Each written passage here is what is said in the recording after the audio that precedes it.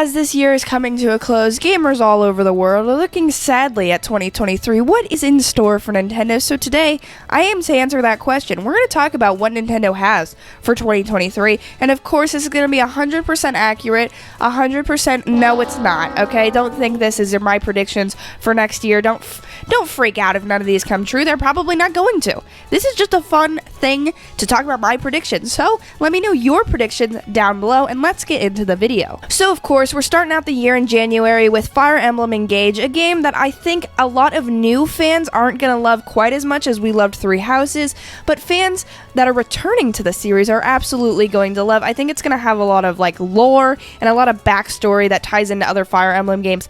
Probably. That's my prediction for that. So then in February, we're going to get Kirby's Return to Dreamland Deluxe, which of course we did already know about, but then we're also going to see a full-size Nintendo Direct that sort of outlines the rest of 2023, but I think it still is going to leave something to be desired. So we open this presentation with Advance Wars 1+2 Reboot Camp finally coming out for the Nintendo Switch with a March release date. At this point, it's been over 2 years, so I think Nintendo just needs to get this thing out. That's why I think March makes sense. We then go in to a 2D Donkey Kong. People are pissed about it. I lose my mind. I freak out. But here's the kicker. It's a tie-in movie game with the Mario movie that kind of expands a little bit. It's basically you go through the story of the Mario movie as Donkey Kong. Something like that. That's kind of my idea. And then we already have this game announced, Pikmin 4. So Pikmin 4 gets a release date and a tiny little trailer that doesn't show us too much, but it's slated to come out in July. And then, what are we going to do to close off the Direct? We've had such bangers already, but we're going to get a Metroid Prime Remaster coming out in June of this year. People are going to be so excited. Jeff Grubb's finally going to come out of the woods and be like, yeah, I said that. So that's going to be really sick for Metroid fans. In March, we're going to get Bayonetta Origins, which, if you don't know, was a game that was announced at the Game Awards, and it's a smaller prequel to the Bayonetta series that we don't really know how it plays quite yet, so it's an interesting game, but it's definitely going to be a smaller title, so that's why at that same month, Advance Wars 1+2 Reboot Camp is finally going to hit the shelves, and it is going to sell pretty good, I think, because people have been pretty excited about it for a while, and I just want it to come out so bad. So then in April, we get the release of the Mario movie, and this is going to be an absolute banger. It's going to shake up video game movies for sure and set a new standard. I think this movie is going to be absolutely amazing, and I think there's going to be tons and tons of marketing around it that's really going to push this new Donkey Kong game. So 2D Donkey Kong tie-in game. I'm going to call it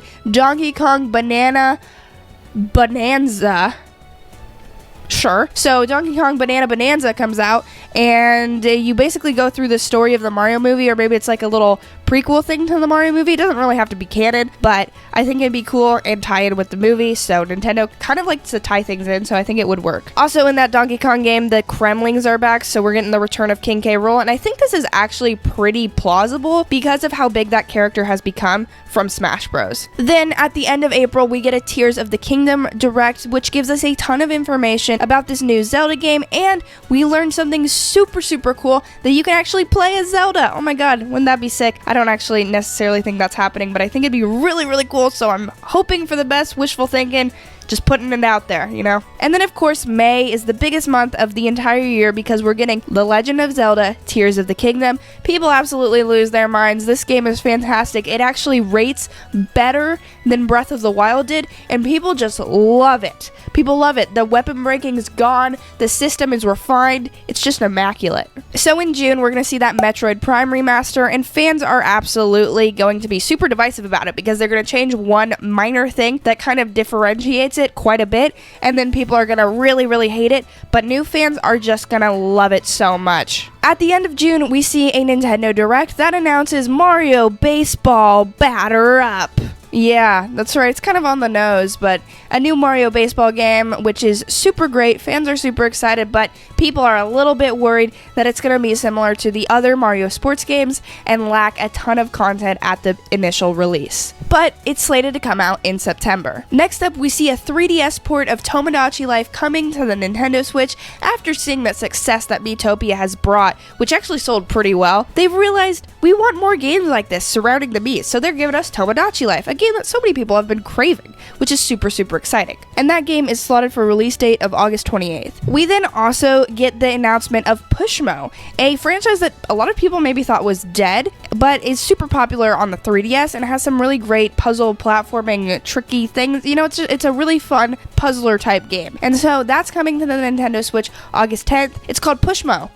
Push that, dude. And the gimmick is that you're pushing a dude around the whole time.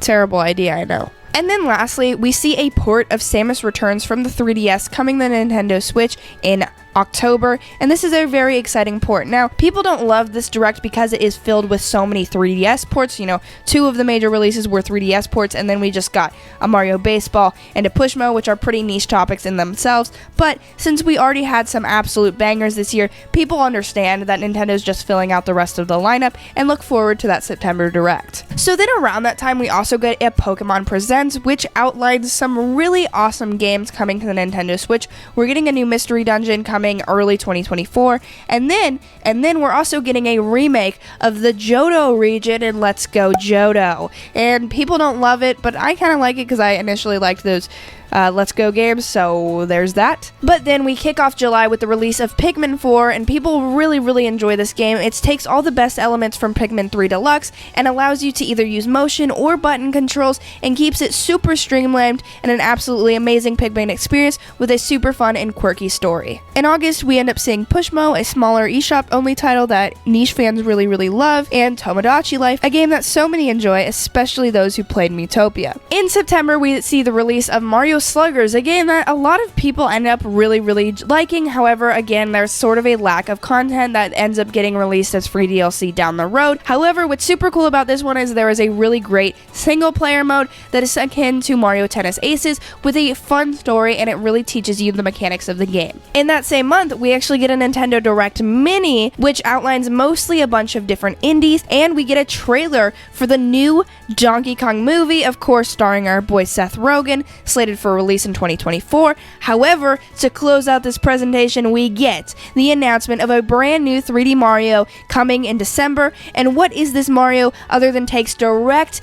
inspiration from Bowser's Fury and is a wholly open world platforming Mario game that is so amazing called Mario's Abyss. Now Mario's Abyss is coming out in December, and people and fans all over are so excited. In October, we get Samus Returns coming to the Nintendo Switch, and people absolutely love the game. It's essentially a straight port from the Nintendo 3DS version, but it sells for $60, so people don't really love that, but it's still a great game and sells well. In November, Let's Go Johto comes out and sells absolutely insanely. Casuals really love it, but hardcore Pokemon fans don't like it as much. In December, Mario's Abyss comes out, and it just takes so much inspiration from Bowser's Fury and allows for a fully open world Mario game that people have been calling for so long. It's a beautiful rendition of the Mario world that we know, completely redone and just magnificent. Some really great graphics, some really great animations. You can tell so much time was put into this game, and it sells extraordinarily well and ends up taking the cake as the best Mario game